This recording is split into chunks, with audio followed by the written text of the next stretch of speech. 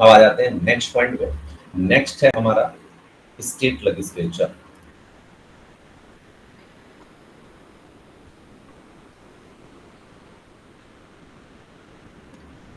आपका माइंड जो है पजल्ड हो गया होगा, तो एक बार हम बता देते हैं आपको कि सबसे पहले हमने पढ़ा था गवर्नर को। गवर्नर आपका 153 से लेके 161 प्रॉपर प्रोविजंस है गवर्नर के लिए। फिर हमने पढ़ा स्टेट का काउंसिल ऑफ मिनिस्टर, इसके लिए दो प्रोविजन है 163 164, ठीक है। इसके बाद हमने पढ़ा advocate general of state under article 165, ठीक है। हाँ,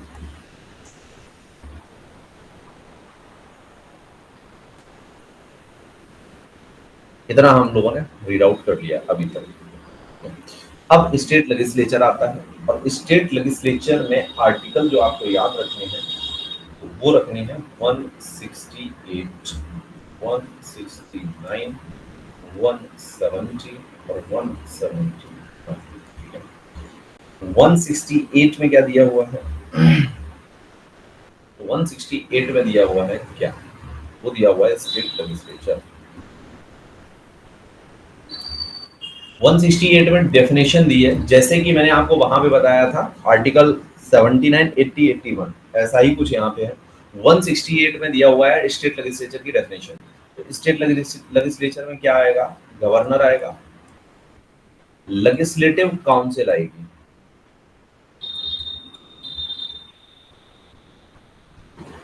इफ है, अगर है तो आएगी, ठीक है, एंड लेजिस्लेटिव असेंबली आएगी। ये आपका नेसेसरी हाउस है, ये आएगी ही आएगी, ठीक है। लेकिन जिसमें बाई कैमरल लेजिस्लेचर नहीं है उसमें आपकी लेजिस्लेटिव असेंबली ही आएगी सर। डेफिनेशन दी हुई है किसकी? स्टेट लेजिस्लेचर की। तो 168 में क्या दिया हुआ है? स्टेट लेजिस्लेचर क्या है वो बताया गया है। अब 169 में क्या दिया हुआ है? तो 169 में दिया हुआ है abolition and creation of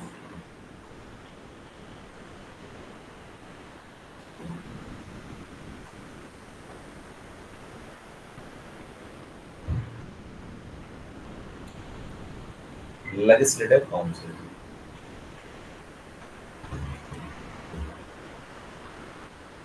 abolition and creation of legislative council. फिर 170 में क्या दिया हुआ है? तो 170 में आपका दिया हुआ है लेजिस्लेटिव असेंबली। सिर्फ लेजिस्लेटिव असेंबली से रिलेटेड प्रोविजन है। और 171 में किससे रिलेटेड प्रोविजन है? तो लेजिस्लेटिव काउंसिल।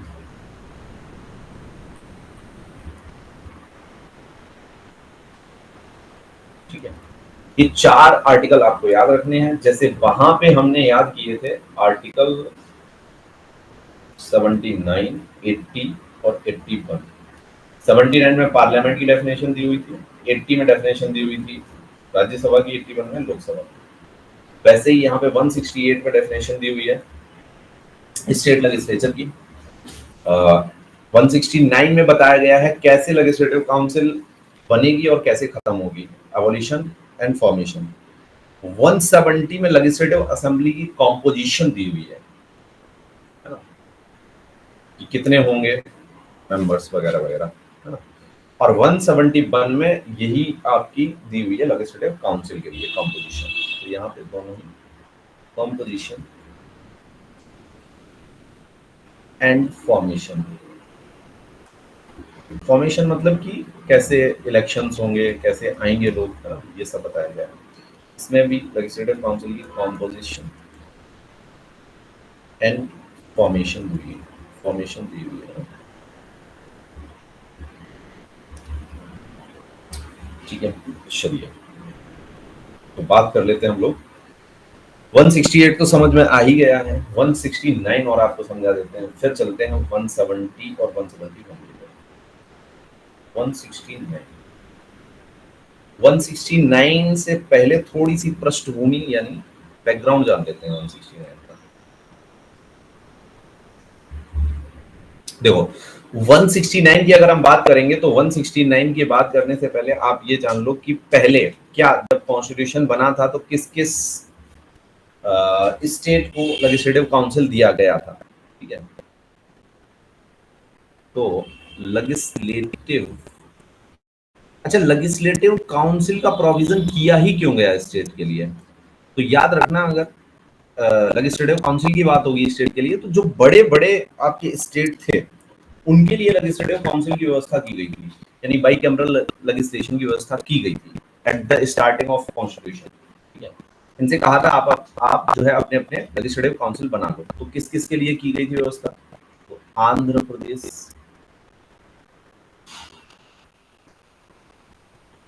बिहार,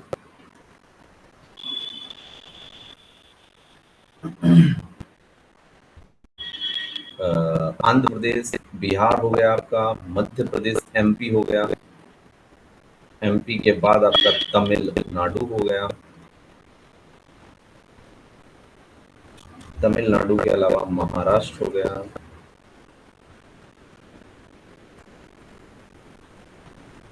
यूपी हो गया, पंजाब हो गया,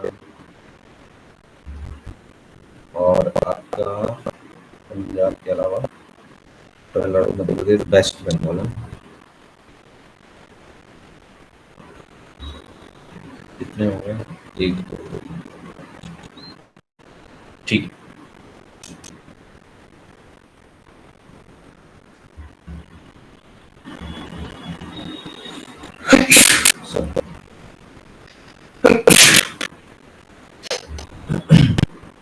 चलो अब इसमें देखते हैं जरा, तो इसमें से एमपी एक ऐसा स्टेट है जिसने आज तक अपनी लेजिस्लेटिव काउंसिल को फॉर्म ही नहीं किया, तो इसके पास प्रोविजन बना पड़ा है, मतलब एडवांस में कि जब ये चाहे तभी फॉर्म कर लेगा। वहीं पे आंध्र प्रदेश ने फॉर्म किया था फिर खत्म कर दिया। अच्छा इसको पहले फॉर्मेशन तो बता देते हैं आपको कैसे होगी ना। 169 में क्या है कि जिस स्टेट असेंबली को या स्टेट लेजिस्लेचर को चाहिए कि उसके पास हाउस नहीं है तो स्टेट असेंबली को एक रेजोल्यूशन पास करना होगा,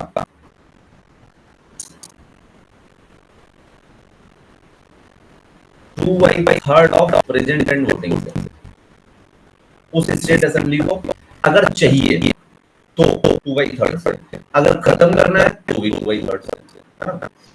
दोनों कंडीशन में 2/3 से स्टेट असेंबली आपकी रेजोल्यूशन को पास करेगी। अब जब ये रेजोल्यूशन पास हो जाएगा तो ये जाएगा पार्लियामेंट में। अब पार्लियामेंट के दोनों ही हाउस से इस रेजोल्यूशन को सिंपल मेजॉरिटी यानी 50% + 1 से पास कर दिया जाएगा, यानी 50% + 1 से अगर पास कर दिया जाए तो वहां पे अगर चाहिए तो बन जाएगा, क्रिएट हो जाएगा, और हटाना है तो हट जाएगा। दोनों का प्रोसेस यही है, चाहे वो क्रिएशन या हो अबॉलिशन, दोनों के लिए यही व्यवस्था करना पड़ेगी, चाहे वो क्रिएशन या हो अबॉलिशन। तो कॉन्स्टिट्यूशन के स्टार्टिंग में कॉन्स्टिट्यूशन के साथ में किसको व्यवस्था दी गई थी, ये मध्य प्रदेश को दी गई थी, इन सभी स्टेट्स को दी गई थी। मध्य प्रदेश ने आज तक इसको फॉर्म नहीं किया, आंध्र प्रदेश ने इसको फॉर्म कर लिया था लेकिन फिर हटा दिया, लेकिन फिर दोबारा से उसने रिजोल्यूशन पास करा के दोबारा से फॉर्म कर लिया, ठीक है। वहीं पे पंजाब ने इसको खत्म कर दिया, नहीं पहले यूज किया कुछ दिन फिर नहीं किया इसको, ठीक है। पश्चिम बंगाल ने भी, वेस्ट बंगाल ने भी कुछ दिन यूज किया और हटा दिया, तमिलनाडु ने इसको हटा ही दिया, तमिलनाडु ने भी यूज नहीं किया, है ना। तो अब आज के टाइम पे अगर हम स्टेट की बात करेंगे तो कौन कौन से स्टेट के पास है करंटली, तो 6 स्टेट्स हैं। यूपी, यूपी का पड़ोसी बिहार, इसके बाद महाराष्ट्र, महाराष्ट्र का पड़ोसी कर्नाटका, आंध्र प्रदेश, आंध्र प्रदेश का पड़ोसी तेलंगाना, इतने के पास है। और नोट करके मैं एक बात और लिख देता हूं, क्या कि वेस्ट बंगाल ने, वेस्ट बंगाल की असेंबली ने इसे पास करके भेज रखा है कहां पे, पार्लियामेंट में 2021 में ही भेज रखा था कि हमें चाहिए स्टेट लेजिस्लेटिव काउंसिल। अभी तक ये पार्लियामेंट से आपका पास होके नहीं आया, ठीक है। पहले वेस्ट बंगाल के पास था, फिर वेस्ट बंगाल ने इसको जो है एबॉलिश कर दिया, अब फिर स्टेट काउंसिल बनाने के लिए उसने जो है पास कर दिया है, ठीक है। इतनी कहानी आपको समझ में आ गई होगी। आर्टिकल 169 है ये और टोटल। अब बात कर लेते हैं आर्टिकल 170।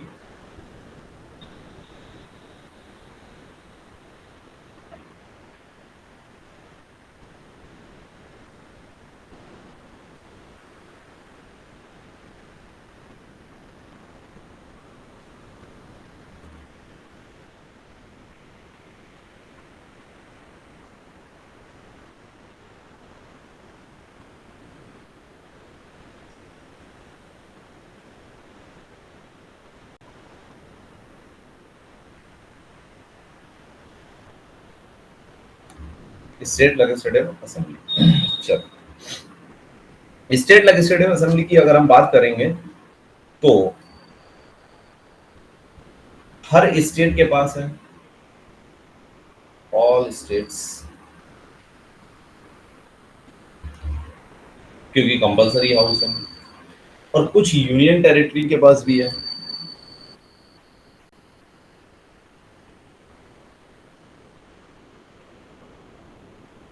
कौन कौन सी यूटी? दिल्ली, पुडुचेरी,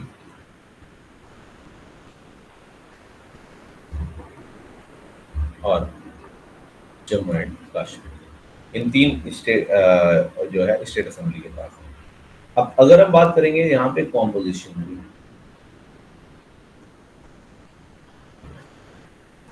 कॉम्पोजिशन की अगर हम बात करेंगे तो मैक्सिमम स्टेट असेंबली की स्ट्रेंथ हो सकती है आपकी 500, और मिनिमम कितनी हो सकती है?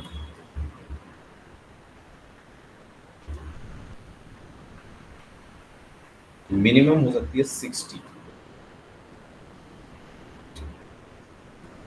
है ना। लेकिन इसका कुछ एक्सेप्शंस भी हैं।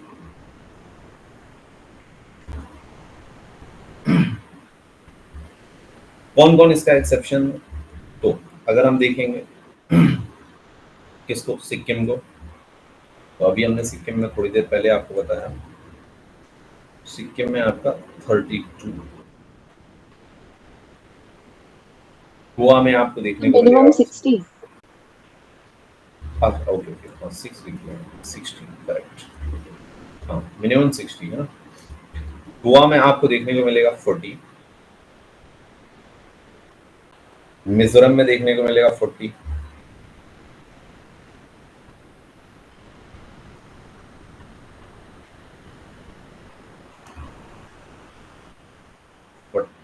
और आपको किसमें, पुडुचेरी में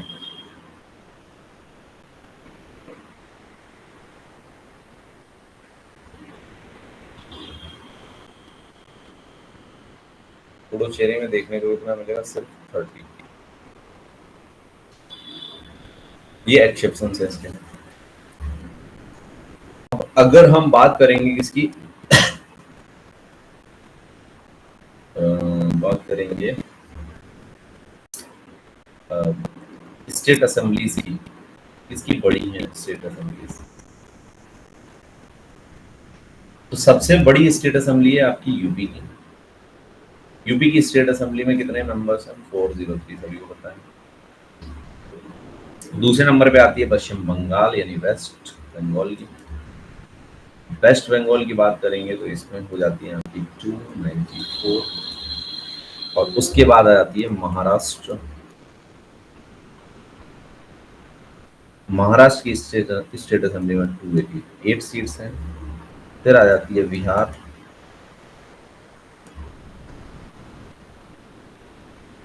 और बिहार की स्टेट असेंबली में 243 सीट्स हैं। तो ये थोड़ा सा आइडिया रखना है इसका, कौन सी बड़ी स्टेट असेंबली है।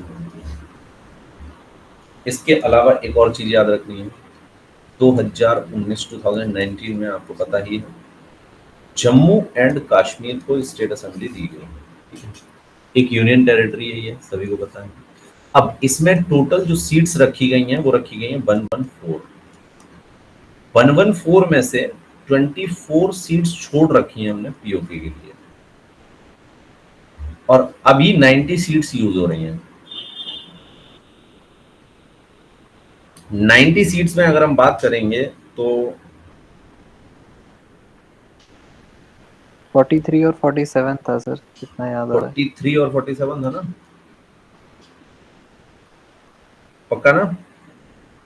हाँ जी सर, यही याद है मुझे तो। जी मुझे ध्यान नहीं आ रहा। हाँ ठीक है, 43 आपका जम्मू हो जाएगा और 47 हो जाएगा कश्मीर। ठीक है, हाँ। तो ये कुछ प्रोविजन किया गया 2019 से Jammu and Kashmir reorganisation act के थ्रू। ठीक, तो ये तो हो गई कंपोजिशन की बात। अब बात कर लेते हैं हम लोग इसकी कि मेंबर्स कैसे आएंगे हाउस में। स्टेट असेंबली यानी लेजिस्लेटिव असेंबली के मेंबर्स को कहा जाता है MLA, member of legislative assembly, और हिंदी में इनको ही हम विधायक कहते हैं। अच्छा, मेंबर्स आएंगे कैसे? सबसे पहले डायरेक्टली इलेक्टेड होंगे मेंबर्स। इलेक्शन कौन कराएगा?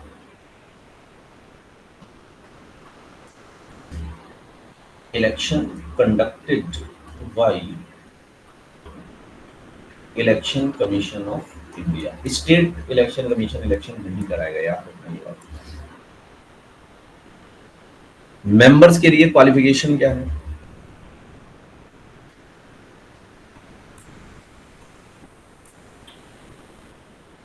मेंबर्स के लिए क्वालिफिकेशन है आपकी, पहली तो वो भारत के नागरिक यानी सिटीजन है।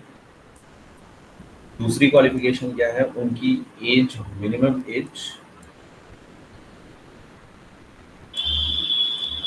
25 ईयर्स होनी चाहिए। तीसरी क्वालिफिकेशन क्या है? अब यहां पे देखना, एमएलए या एमपी की सॉरी, एमएलए या एमएलसी की क्वालिफिकेशन बनाता है संसद, parliament. Any other qualification made by parliament. अब ये स्टेट लेजिस्लेचर के हाथ में ये पावर नहीं है कि अपने मेंबर्स की क्वालिफिकेशन खुद बना सके। ठीक है, ध्यान रखने के बाद तो ये बनाएगा आपका कौन? ये बनाएगा पार्लियामेंट यानी संसद। ठीक है, इतनी बात हमें याद रखनी है। अच्छा, एक पॉइंट और यहाँ पे इंपॉर्टेंट है जो आपने याद रखना रहेगा, है ना? ये रखना रहेगा जम्मू कश्मीर की स्टेट असेंबली में 2 वुमेन्स को नॉमिनेट करने की पावर है वहां के लेफ्टिनेंट एलजी के पास।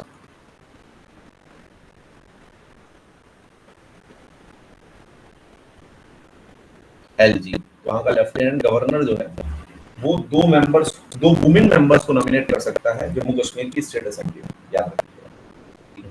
चलो वापस आ जाते हैं। तो इसकी क्वालिफिकेशन हमने देखी, सिटीजन होना चाहिए, भारत का नागरिक होना चाहिए, मिनिमम जो है एज 25 ईयर्स होनी चाहिए, और साथ में जो है कोई और अगर क्वालिफिकेशन पार्लियामेंट ने बनाई है तो वो होनी चाहिए।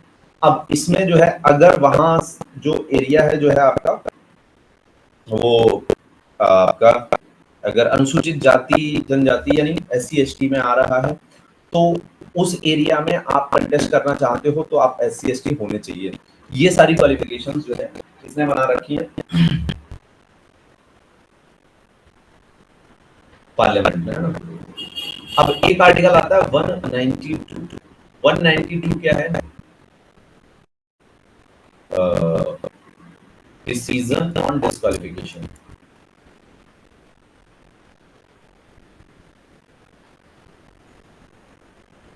अच्छा, इसके पहले डिसीजन ऑन डिस्क्वालिफिकेशन के पहले और भी कुछ पॉइंट्स कर लेते हैं हम लोग, लाइक ओथ किसके सामने लेगा?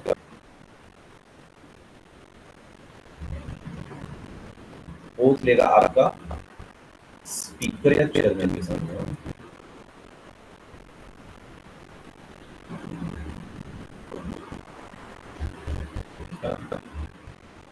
रिजाइन किसको सबमिट करेगा?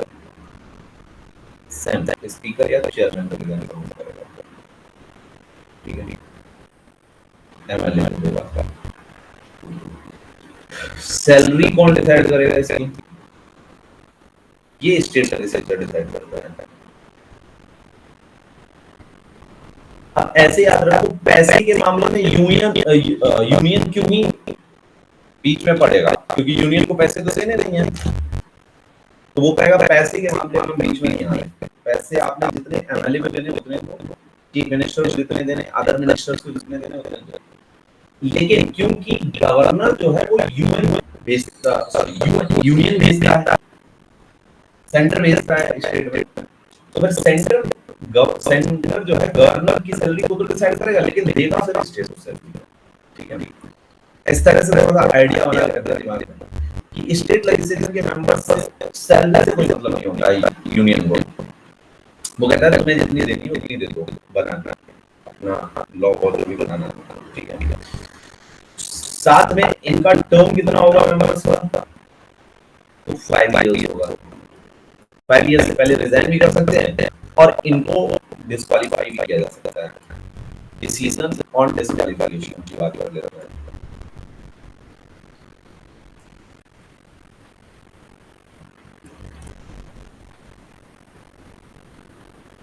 अच्छा, decision on disqualification anti defection law को छोड़ के हर मैटर पे डिसीजन ऑन डिस्क्वालिफिकेशन लेता है गवर्नर, लेकिन गवर्नर वही डिसीजन लेगा जो ईसीआई रिकमेंड करेगा।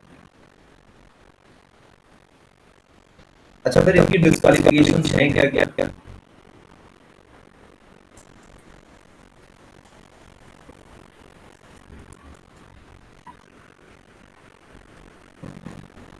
तो डिस्क्वालिफिकेशन में आपका अनसाउंड माइंड,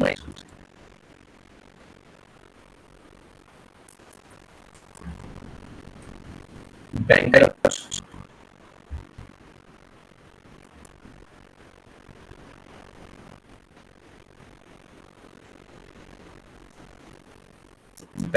अनसाउंड माइंड, इसके अलावा आपका prison more than years.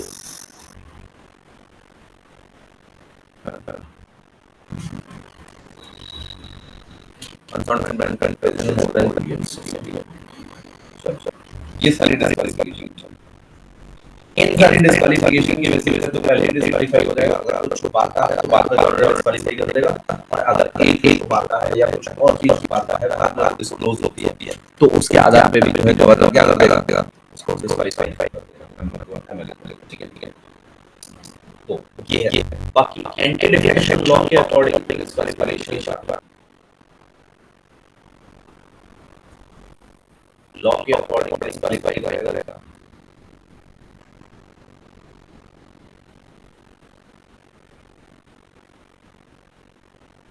Officer of the House,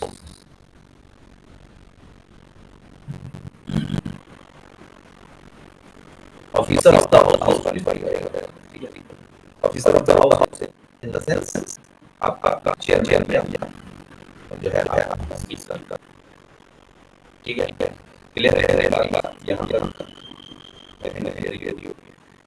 ये हो गया आपका लेजिस्लेटिव असेंबली। अब लेजिस्लेटिव असेंबली में ऑफिसर्स होते हैं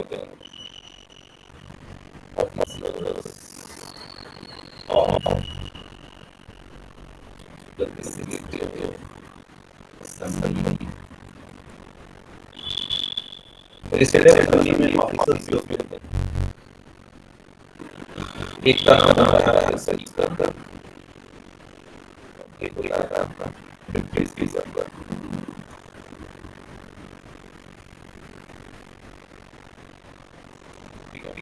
स्पीकर और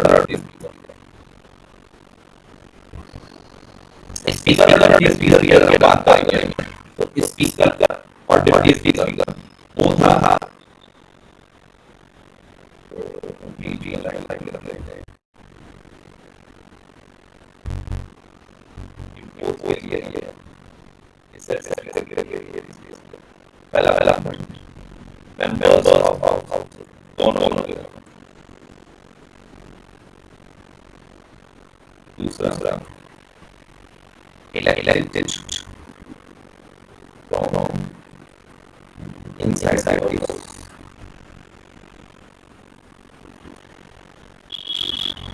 Third can get in emotions. Why house members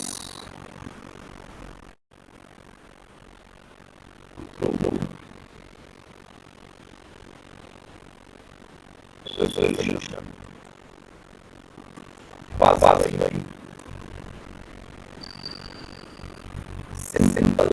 majority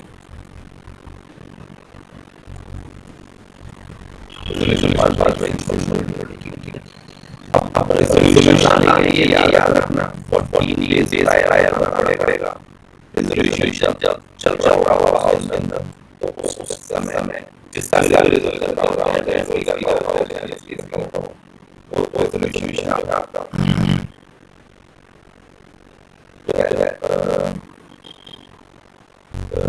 उस समय में चल रहा है जो आपका अध्यक्ष यानी चेयर नहीं करेगा चेयर नहीं करेगा ये तो बात तुम्हारा ही है हमको अच्छा ये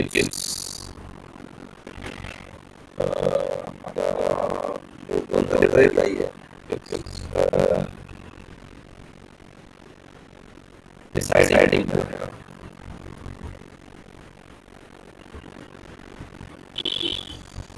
ये नॉर्मल वोट देता है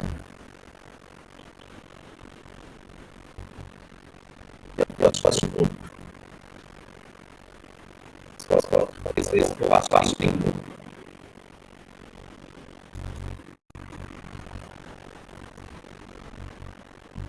ठीक है सर इसका रिमूवल वोशन मेजॉरिटी से नहीं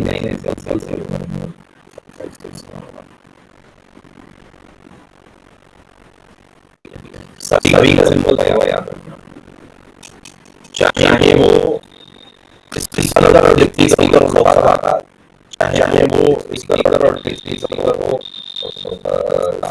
लेजिस्लेटिव असेंबली का चाहे वो चेयरमैन वाइस चेयरमैन हो लेजिस्लेटिव काउंसिल का चाहे वाइस चेयरमैन सिर्फ राज्यसभा का चेयरमैन वाला राज्यसभा का वो एक्चुअली वाइस प्रेसिडेंट होता है तो उसका स्पेशल मेजॉरिटी राज्यसभा का होता है बाकी इन सबका जो भी है ऑफिसर्स होंगे चेयरमैन ऑफ राज्यसभा को छोड़ दिया सिंपल मेजॉरिटी होगा और 3 दिन पहले बताना पड़ेगा ये जब रेजोल्यूशन चल रहा होगा तो ये जो है चेयरमैन ही बैठेंगे और नई रेजोल्यूशन के कास्टिंग के यूज नहीं कर सकते फर्स्ट वोट कर सकते हैं ये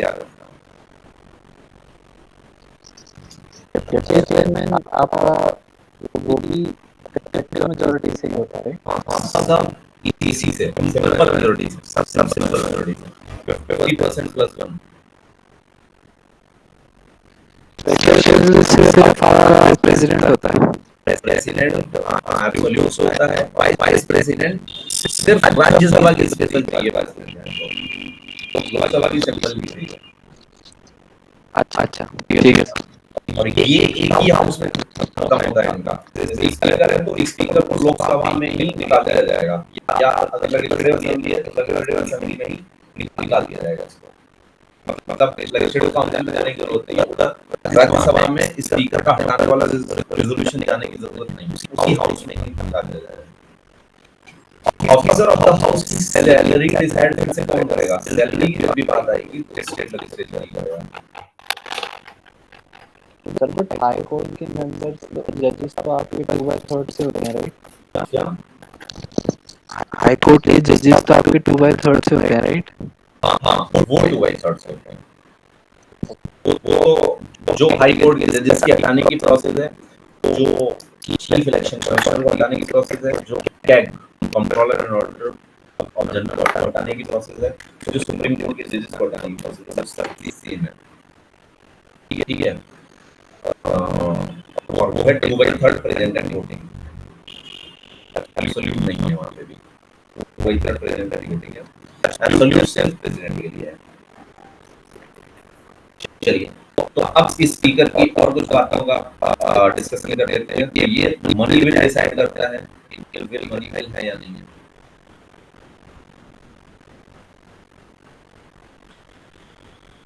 ठीक है। डिप्टी स्पीकर एक आपका जो है नॉर्मल मेंबर ऑफ हाउस होता है, ठीक है, मेंबर ऑफ हाउस होता है, बस इतना ही बहुत है, इतना ही याद रखना है के बारे में।